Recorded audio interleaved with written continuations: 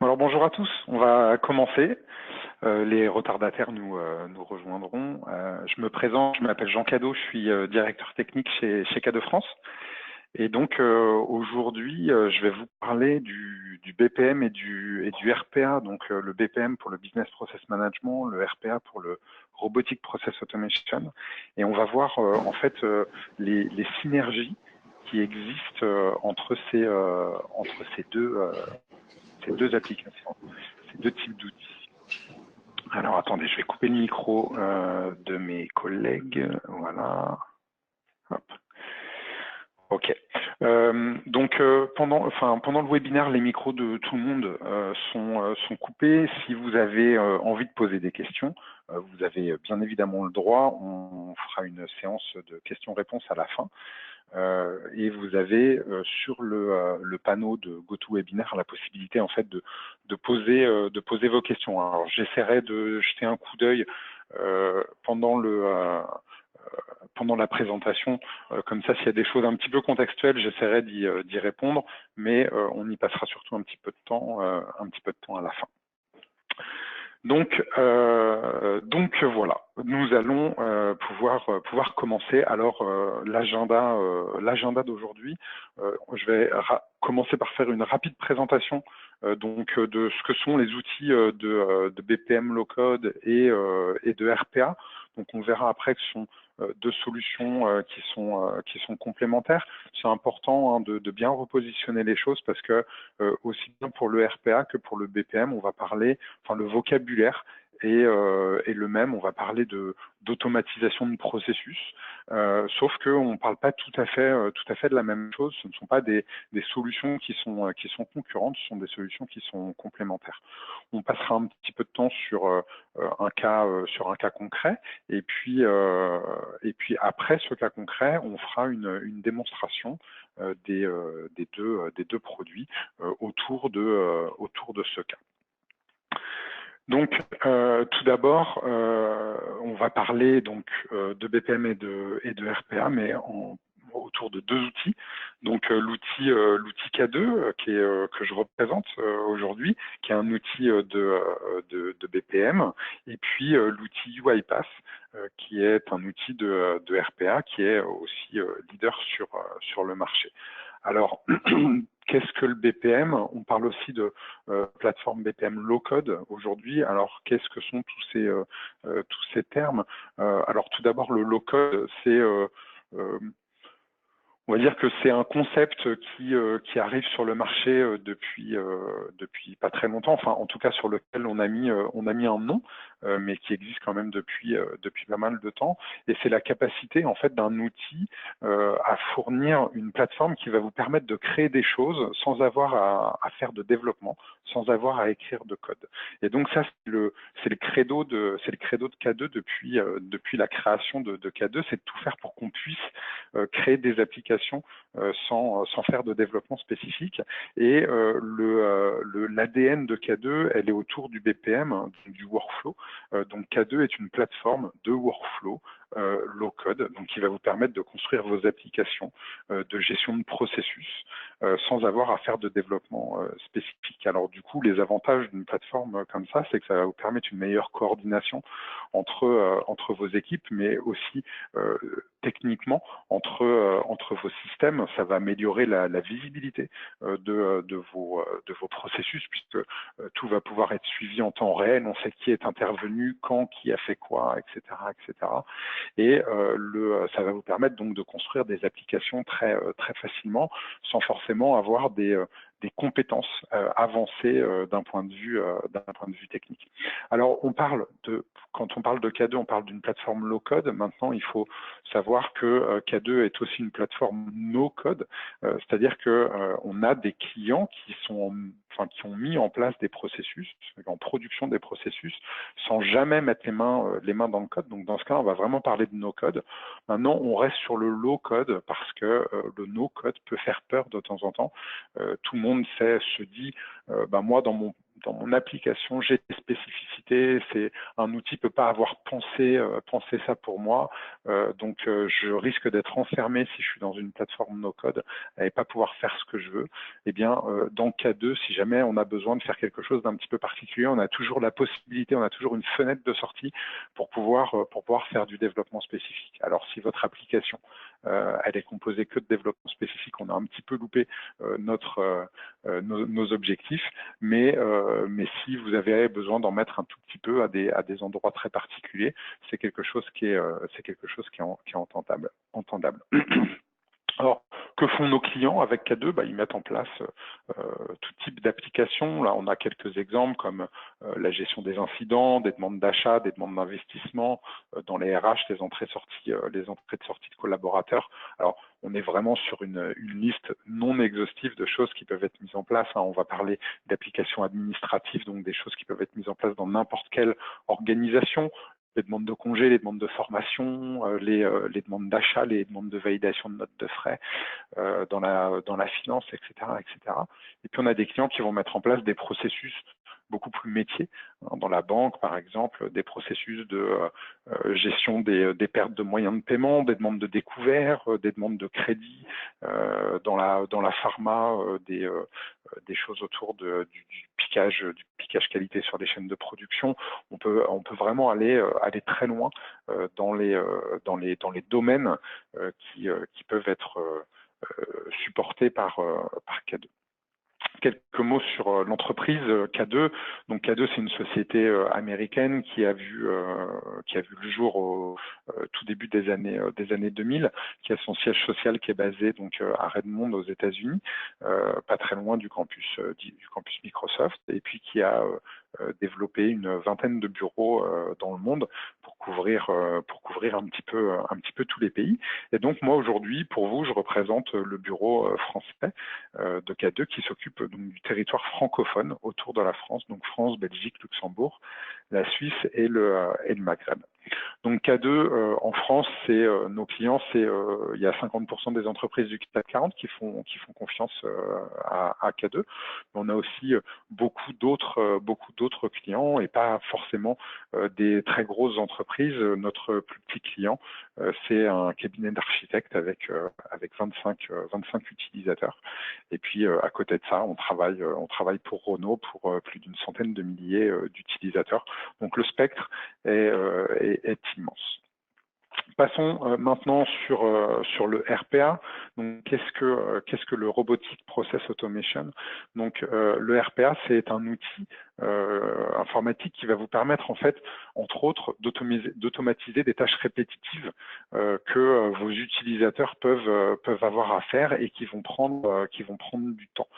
Donc, c'est vraiment un robot qui va qui peut se mettre à votre place et qui va aller faire ce que vous pourriez faire sur votre ordinateur. Donc, par exemple, il peut aller ouvrir votre boîte mail, regarder les mails que vous avez reçus, extraire les pièces jointes, stocker les pièces jointes quelque part. Il va pouvoir ouvrir des sites web, aller chercher de l'information à l'intérieur de ces sites web, puis il va pouvoir remplir des formulaires web à votre place, envoyer ces données envoyer des données dans des bases de données. Donc c'est vraiment un robot au sens où il va prendre votre place et permettre de faire des choses qui sont pas forcément très intéressantes, de la recopie d'informations et de le faire beaucoup plus rapidement que vous. Alors ça c'est la première mission des outils de RPA chez UiPath pour ce type de robot. On va parler de attended robots, donc les robots qui font des choses à votre place. Et puis la deuxième typologie de robots sont les robots qui vont permettre de l'intégration par service. Donc là, on est sur de la classique intégration, par exemple par web service ou exécution d'une procédure stockée dans une base de données. Des outils de RPA vont pouvoir faire ce genre de choses aussi. Et là, cette fois-ci, on parle de unattended robots, donc les robots qui s'exécutent sans aucune surveillance. Alors, l'intérêt de l'outil de RPA, au-delà du fait qu'il va pouvoir remplir beaucoup de formulaires à votre place, sans que vous ayez à le faire. Il va pouvoir aussi se connecter à des systèmes qui n'ont pas exposé leurs données via des web services. Donc, quand on a un legacy qui est important et que on met en place des applications, on va dire récentes, on va pas pouvoir toujours se connecter facilement à son legacy. Moi, chez mes clients, je vois beaucoup de clients qui me disent oui, bah là, pour récupérer ces données-là, le mieux, c'est que nous, avec l'outil, on va extraire un fichier CSV, on va vous déposer le fichier CSV ici, puis vous allez le récupérer, et puis vous allez transformer le fichier CSV en une base de données, puis votre application, elle interrogera la base de données. Alors effectivement, on peut faire ce genre d'intégration qui sont pas très séduisantes d'un point de vue technologique, mais qui sont en plus génératrices d'erreurs. Donc avec un outil de RPA, vous allez pouvoir aller requêter vos systèmes. Votre AS400 par exemple, l'outil de RPA va être en mesure de, à votre place, lancer les interfaces utilisateurs et aller piquer de l'information à l'intérieur de ces interfaces-là pour pouvoir les récupérer sans que l'outil ait exposé de web service. Donc c'est vraiment très intéressant pour ce genre de choses et pour les legacy importants. Alors, quelques mots sur UiPath. UiPath, c'est un outil de RPA qui a vraiment le vent en poupe en ce moment, qui est leader dans la catégorie RPA chez plein d'analystes comme le Forrester ou Everest Group par exemple. Donc un très très fort taux de croissance qui a fait des grosses levées de fonds l'année dernière et en début d'année, et qui a beaucoup de partenaires et d'utilisateurs. Là, vous avez quelques clients de UiPath qui apparaissent ici. Donc, ce que je vous propose maintenant, c'est qu'on voit la synergie qu'il peut y avoir entre les deux produits. Donc, avec un outil de BPM et un outil de RPA, on va pouvoir parler d'automatisation augmentée. Dans les deux cas, on va parler d'automatisation de processus, mais on ne parle pas tout à fait des mêmes processus. Comme je vous le disais avec le BPM, avec K2, les processus qu'on va automatiser sont des processus humains. C'est-à-dire que on va gérer des échanges de tâches entre personnes et se mettre en attente que ces personnes-là nous donnent des informations pour pouvoir avancer. Le RPA va permettre d'automatiser les processus sur lesquels il n'y a pas besoin de réfléchir. Et du coup, si j'ai besoin, d'automatiser les processus, les tâches, en fait, sur lesquelles il n'y a pas besoin de réfléchir, je saisis de l'information, je vais chercher de l'information quelque part et je la transmets. Et donc, on va pouvoir connecter les deux types d'outils pour pouvoir faire une automatisation complète. Donc K2 va vous permettre de suivre les différentes interventions de vos utilisateurs, et l'outil de RPA va permettre d'éviter les doublons, d'éviter les erreurs de saisie, d'accélérer les temps de saisie et de faire en sorte que vos utilisateurs se concentrent sur des tâches qui ne sont pas trop rébarbatives. Donc le RPA va vous donner du temps, va donner du temps à vos utilisateurs, du temps pour faire autre chose, et K2 va vous permettre d'analyser où est-ce que vous pouvez innover éventuellement avec vos utilisateurs métiers. Donc dans quel sens les produits s'intègrent? En fait, il n'y a pas vraiment de règles. On peut avoir des processus K2 qui vont déclencher des robots UiPath pour dire voilà, là j'arrive à une étape de mon processus K2 où finalement je demande à quelqu'un de recopier de l'information qu'il va aller chercher ailleurs. Là je vais pouvoir si j'utilise pas de robot au niveau de K2, je vais créer une tâche pour l'utilisateur. L'utilisateur, il va avoir sa tâche dans sa liste des tâches, puis il va l'ouvrir et il va remplir des informations. Si j'utilise un robot UiPath, je vais pouvoir invoquer UiPath pour que UiPath aille chercher automatiquement ces informations-là et remplisse le formulaire à la place de mon utilisateur. Et je vais pouvoir du coup aussi utiliser UiPath pour aller collecter des informations dans mon système d'information. Alors K2 propose ce qu'on appelle un serveur de connecteurs, c'est-à-dire que vous pouvez sans UiPath avec K2 aller chercher de l'information dans des bases de données, exécuter des web services, aller chercher des informations dans votre ERP. Mais il va falloir en fait que les outils en question que vous souhaitez intégrer proposent une couche de service. S'il n'y a pas de couche de service, en fait, ce sera beaucoup plus simple de le faire avec UiPath. Et puis après, on peut avoir l'inverse, c'est-à-dire des bots UiPath qui eux vont lancer des workflows K2. Donc j'ai un robot qui fait quelque chose, qui va puiser de l'information à un endroit et puis qui déclenche un process K2. Je pourrais par exemple avoir un robot qui, je sais pas, une fois par heure, lance une page, un portail web, le portail web de ma banque ou de Yahoo, va chercher des cotations boursières sur la page web, et puis quand il détecte que pour telle entreprise il y a une cotation boursière qui est en augmentation ou qui est en forte diminution, alors il peut lancer un processus K2 qui lui va s'occuper de faire intervenir des humains pour prendre des décisions importantes. Et puis, bien évidemment, on peut mixer tout ça et on peut avoir un bot UiPath qui va lancer un workflow K2, le workflow K2 qui va s'exécuter, puis qui va lancer des bots UiPath, puis qui va reprendre la main. On va pouvoir gérer tout ce genre de choses. Et puis, il faut savoir, là, on n'a pas le cas d'usage qui apparaît ici, mais on a aussi quelques clients communs qui utilisent UiPath pour faire des tests, pour faire de l'automatisation de tests de leurs applications K2. Donc du coup, ils paramètrent un bot UiPath pour que le bot se connecte à l'application K2, ouvre un formulaire K2, remplisse des informations qui sont des informations de test, puis soumettent la tâche, puis après ils attendent, le bot attend de voir ce qui se passe pour ouvrir une nouvelle tâche. Il vérifie qu'on reçoit bien l'email, et du coup ça peut servir pour faire des tests de non-régression de ces applications.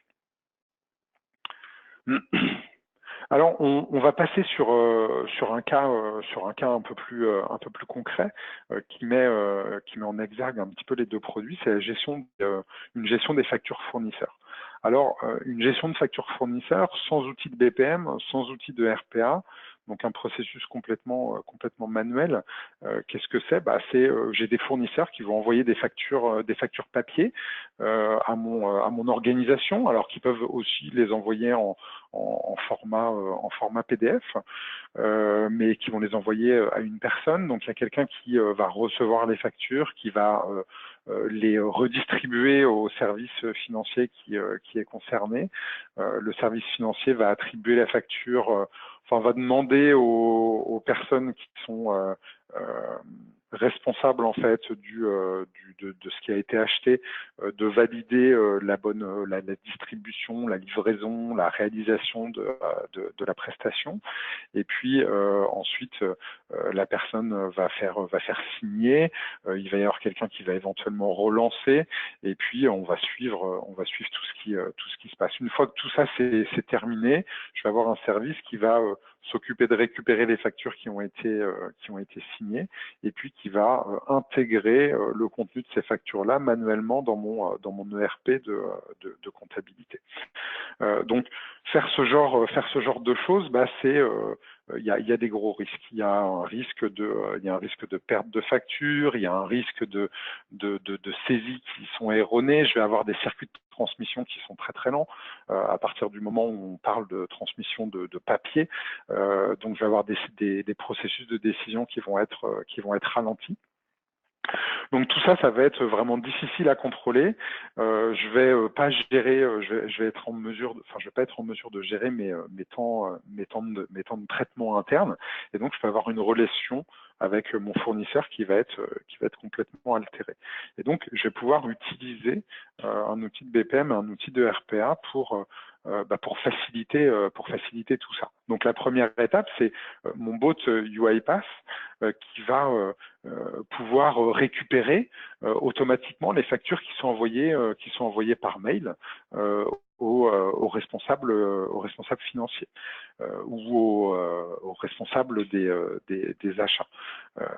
Le bot va donc récupérer la pièce jointe, va pouvoir extraire les données de cette pièce jointe-là, et puis une fois qu'il aura extrait les données, il va pouvoir démarrer le processus de validation de facture fournisseur avec K2 qui va faire intervenir les personnes qui doivent dire je suis d'accord, je suis pas d'accord pour payer cette facture-là. Toutes les métadonnées et éventuellement le document vont pouvoir être transmis à K2 qui s'occupera de stocker le document dans votre GED. Et puis les données qui auront été reconnues par UiPath serviront pour que les gens puissent prendre leurs décisions dans le workflow. Une fois que le workflow est démarré, le processus K2, lui, va pouvoir vivre sa vie. On va pouvoir vérifier que le fournisseur existe, le fournisseur qui a été reconnu par UiPath, est-ce qu'il existe dans notre RP? Si ce n'est pas le cas, K2 va pouvoir démarrer un nouveau processus de création de comptes fournisseurs qui va faire intervenir aussi différentes personnes qui vont donner leur accord ou pas. Donc là, on ne parle pas de remplissage de formulaire automatique parce qu'il faut qu'il y ait quelqu'un qui puisse prendre une décision. Une fois que le fournisseur a été créé, on va pouvoir vérifier que la facture est bien rattachée à un bon de commande, que le montant qui a été reconnu est bien celui qui est attendu. Et puis en fonction de ça, on va pouvoir demander à un premier valideur d'approuver la demande, à un deuxième de le faire aussi, etc. En fonction du montant, on va pouvoir avoir une escalade de validation pour cette étape-là. Et puis à la fin du process, une fois que tout le monde a donné son accord, on va pouvoir, si on le souhaite, réexécuter UiPath pour que UiPath aille mettre à jour le RP avec l'ensemble des informations qui ont été saisies au cours du processus. Ce que je vous propose, c'est de mettre ceci en image autour d'une démo.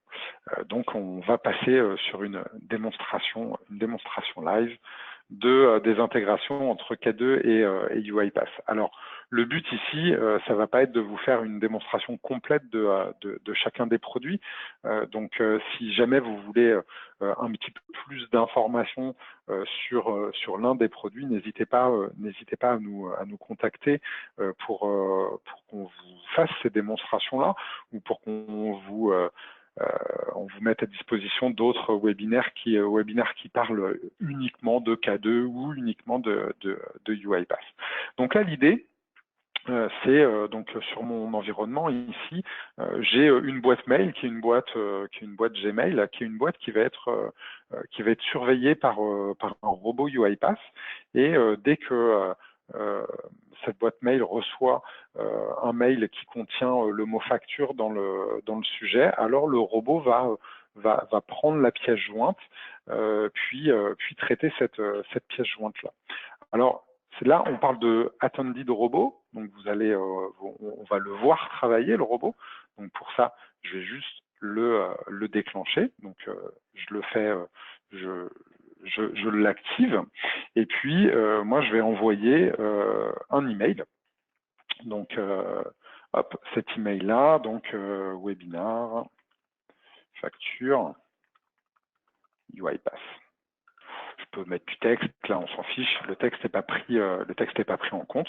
Puis j'envoie mon email. Une fois que mon email est envoyé, donc on va devoir attendre que l'email arrive sur Gmail. Donc on va le voir apparaître d'ici quelques secondes. Et normalement, à partir de ce moment-là, j'ai mon robot UiPath qui va le détecter. Donc là, j'ai mon email qui est arrivé. Et du coup, on va voir ce que fait le robot à notre place. Donc normalement, il charge voilà, le fichier joint. Là, il analyse le fichier joint, il récupère toutes les données à l'intérieur de ce fichier joint qui sont importantes pour déclarer l'arrivée de la facture au niveau du processus K2. Et puis, une fois qu'il a fini cette analyse, il va lancer une page web, afficher un formulaire K2 et remplir le formulaire à la place de l'humain. Alors là, ça va relativement lentement, puisqu'on a configuré le robot pour avoir le temps de voir ce qu'il fait, mais ça peut aller beaucoup plus vite. Donc là, on le voit saisir les informations qu'il a récupérées à l'intérieur du PDF précédent. Là, il est en train de saisir les lignes de la demande d'achat. Donc, je ne sais plus, il y en avait 4 ou 5 des lignes. Et une fois qu'il a fini, donc il va soumettre le formulaire. Donc, ce formulaire-là, c'est un formulaire qui aurait pu être ouvert et traité manuellement par un utilisateur. Mais là, c'est mon robot qui le fait. Il saisit les informations totales et il soumet la demande. Et là, il me renvoie sur le portail K2 où je vois la liste des demandes qui ont été faites. Donc là maintenant, moi je vais réintervenir. Lui, il a fini son travail. Et sur mon portail K2 de gestion des factures, je retrouve les différents dossiers qui sont en cours. Si j'actualise ma page ici, normalement, je devrais avoir une nouvelle demande, qui est la demande qui vient d'être créée par mon robot et qui est à traiter par Jean à l'étape d'approbation par le service finance. Alors, si je veux savoir un petit peu plus précisément ce que c'est, l'étape d'approbation par le service finance, je peux cliquer sur le petit icône qui est ici et ça me charge le suivi graphique de K2. Le suivi graphique de K2, c'est un composant qui me montre la modélisation workflow qui a été faite et qui, avec des codes couleurs, va m'indiquer par quelles étapes je suis passé. Donc, le robot a démarré le processus qui, lui, s'est occupé dans un premier temps de mettre à jour des données, puis d'envoyer une notification.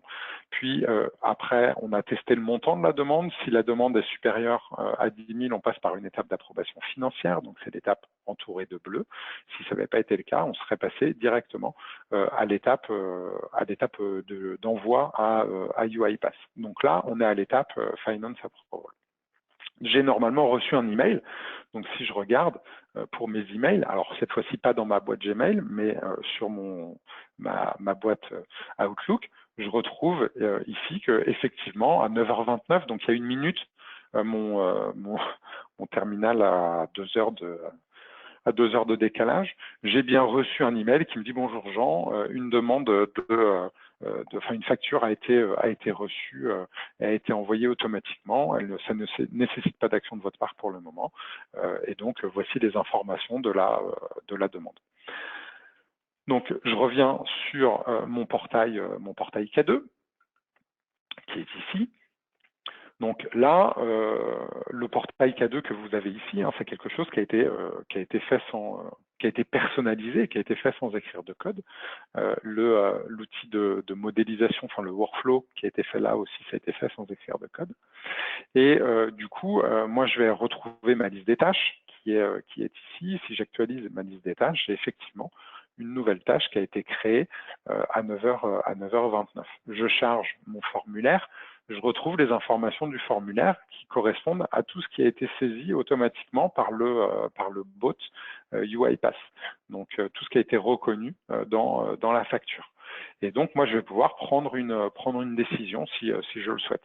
Donc, je vais dire, OK, pour moi, pas de problème. Je peux, pour les intervenants suivants, faire un petit peu de présentation si je le souhaite. Ici, je vais encadrer ça en jaune fluo. Puis là, je vais pouvoir prendre une décision. Je suis d'accord, je suis pas d'accord. Donc, moi, je vais approuver la demande. Et je soumets.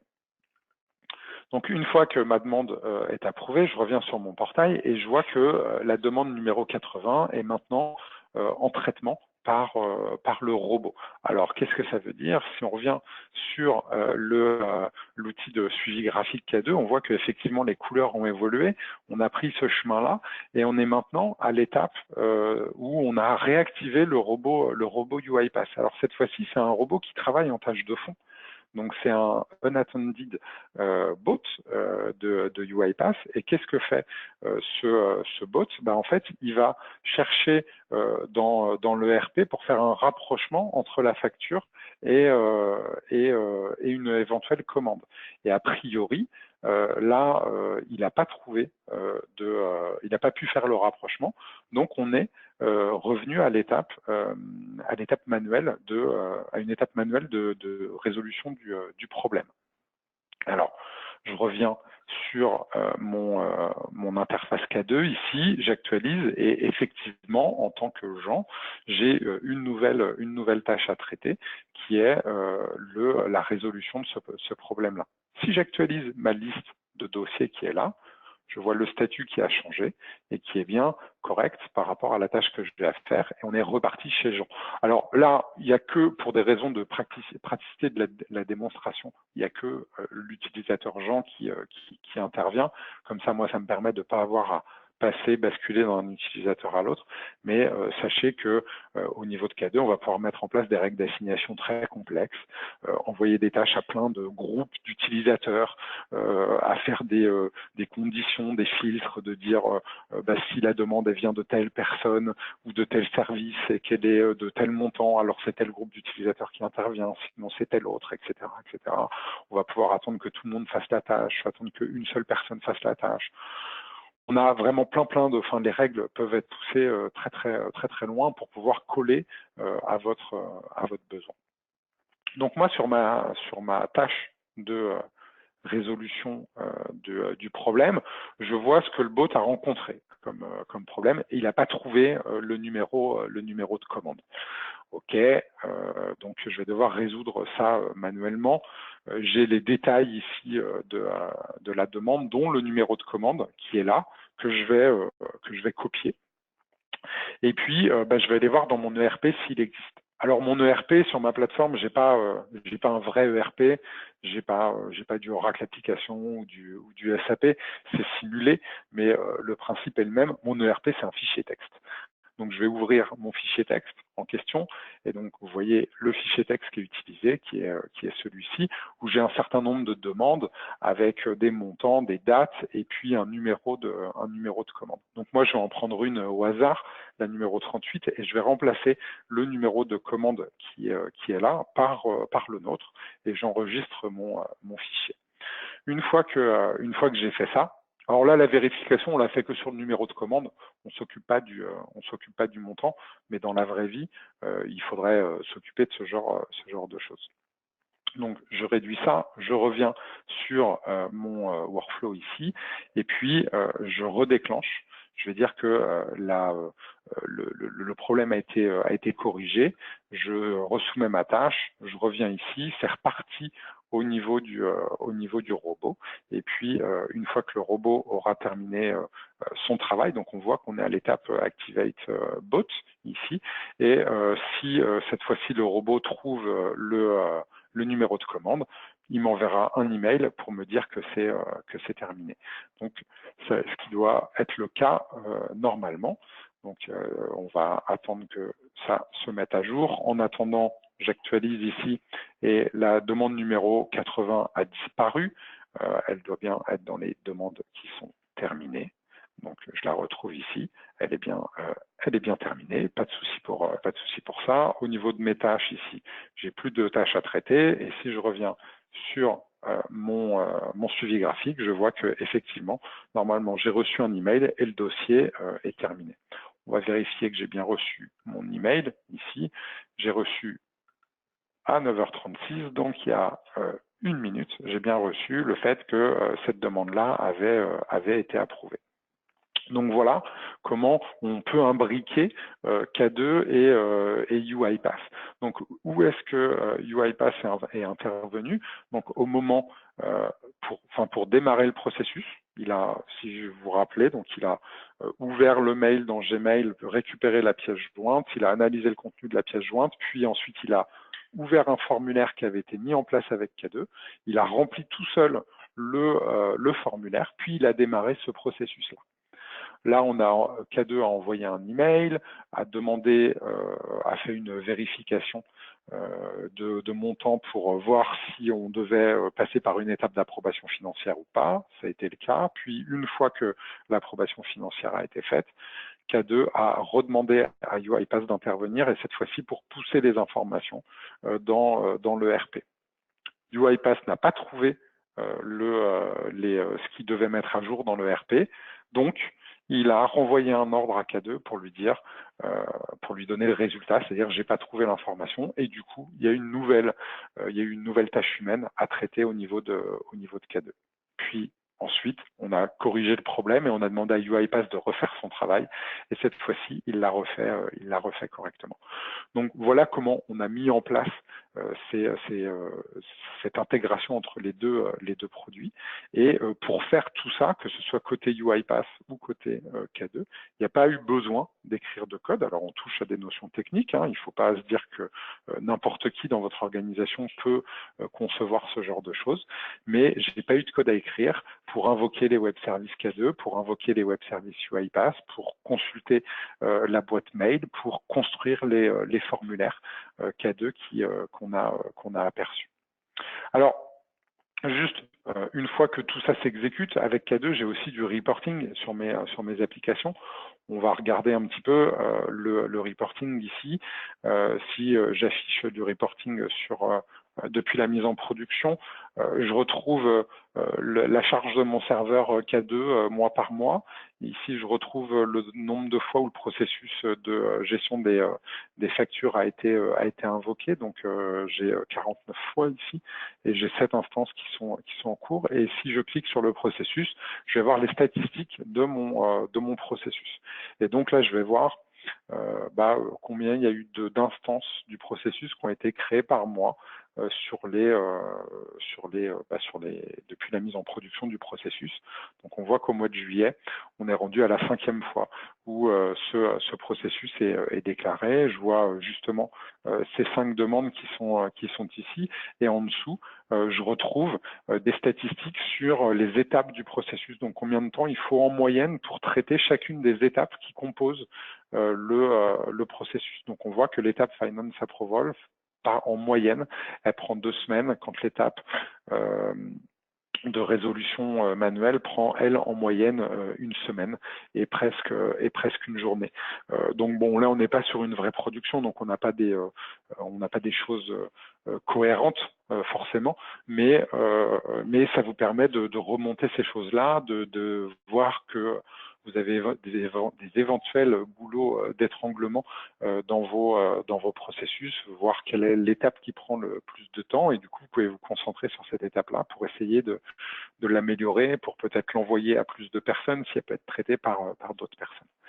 Et après, on peut se concentrer étape par étape sur le temps qu'il a fallu.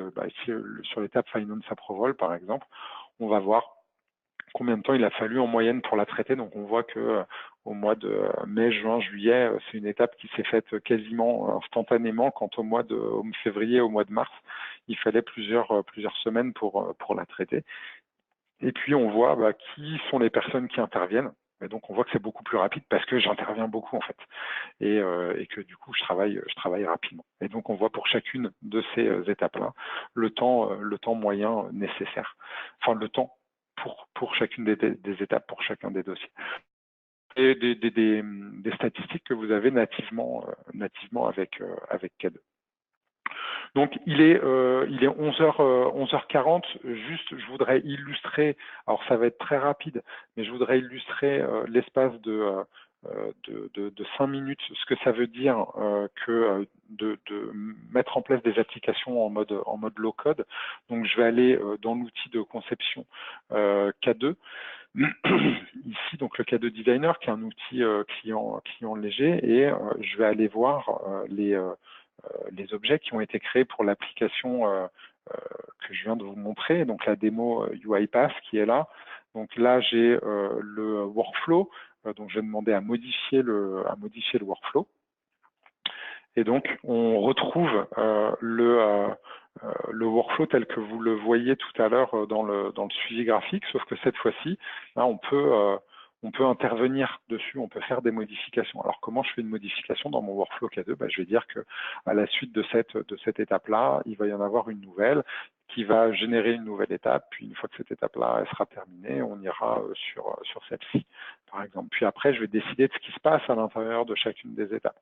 Donc, dans cette étape-là, je veux envoyer un email. Dans celle-ci, je veux appeler mon serveur de connecteur pour invoquer UiPath, par exemple. Donc, je vais appeler une méthode d'un Smart Object K2. Puis ensuite, dans l'étape suivante, je voudrais qu'il y ait quelqu'un qui intervienne. Voilà.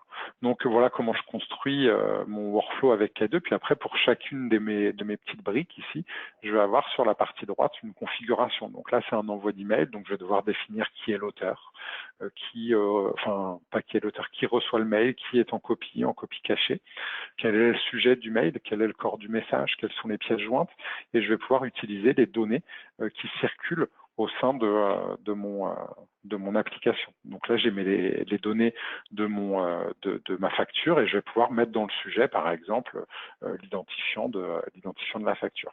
Puis je vais pouvoir mettre le nom de la compagnie de la société dans le corps du message.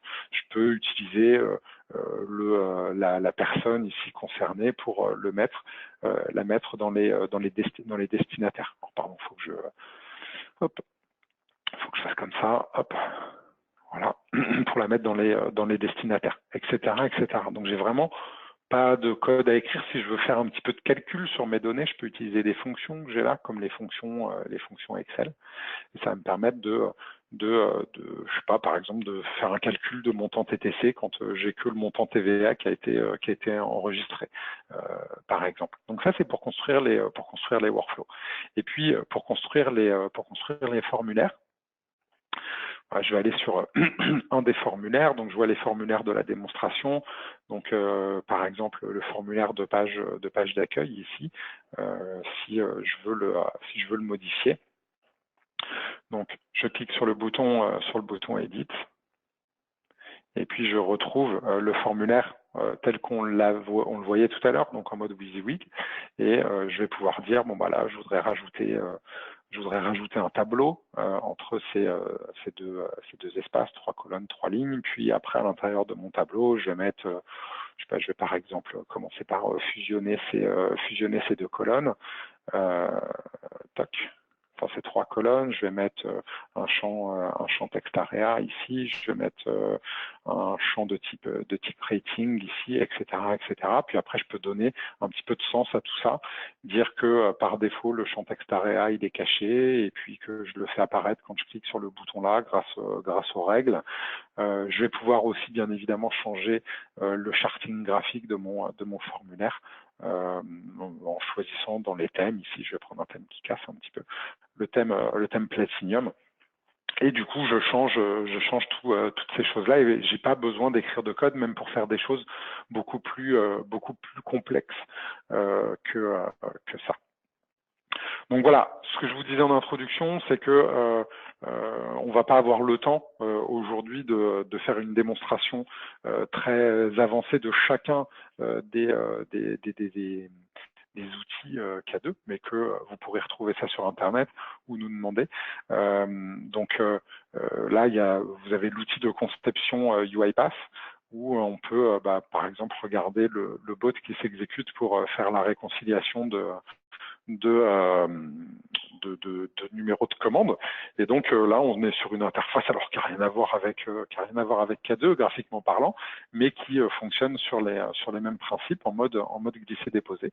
Et donc là, je vois que je commence par aller lire le fichier CSV qui est à telle adresse, puis après aller chercher un numéro de commande en parcourant chacune des lignes en fait de ce fichier. Et une par une, je vais aller chercher l'élément dans l'élément qui s'appelle number ici. Si je retrouve le numéro que K2 m'a envoyé, et à la fin j'envoie un vrai ou faux que K2 va pouvoir interpréter. Donc voilà pour les grands principes. Ce que je vous propose, on arrive à la fin de ma démonstration, c'est éventuellement de passer à une séance de questions-réponses si vous avez des questions. Donc, et pour conclure, donc là vous avez une liste un petit peu plus exhaustive d'applications qui mixent, enfin d'exemples d'applications qui mixent des concepts de BPM et de RPA dans différents domaines, dans les achats, la logistique, dans la finance, dans les ressources humaines, etc., etc.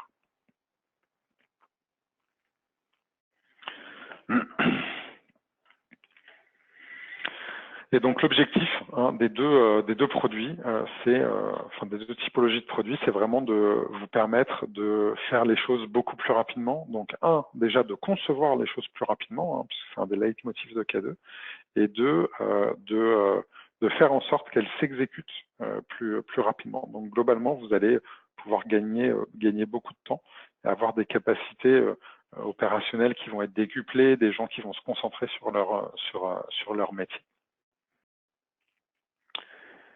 Il est 11h56. Il n'y a plus de questions. Du coup, je vais vous souhaiter un bon appétit. Et puis, je vous remercie pour votre attention, pour les questions que vous avez posées. Je vous remercie d'être venus nombreux. Et n'hésitez pas à nous contacter si vous avez besoin d'informations supplémentaires. On se fera un plaisir de répondre à toutes vos questions. Merci beaucoup à tous et à très bientôt, j'espère. Au revoir.